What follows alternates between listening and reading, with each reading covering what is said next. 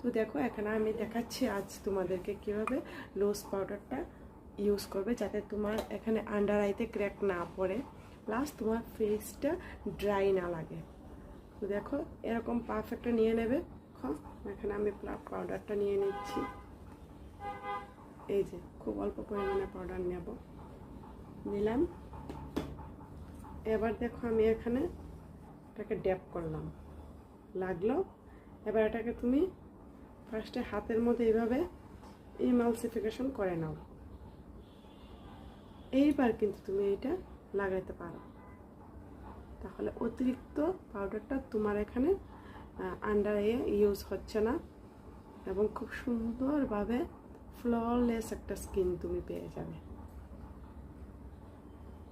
আবার নাও, নিয়ে হাতের মধ্যে এভাবে ইমালসিফিকেশন করে নাও।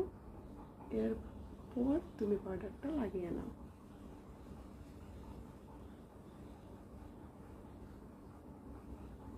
দেখো কতটা সুন্দর একটা ফিনিশিং এসে গেল।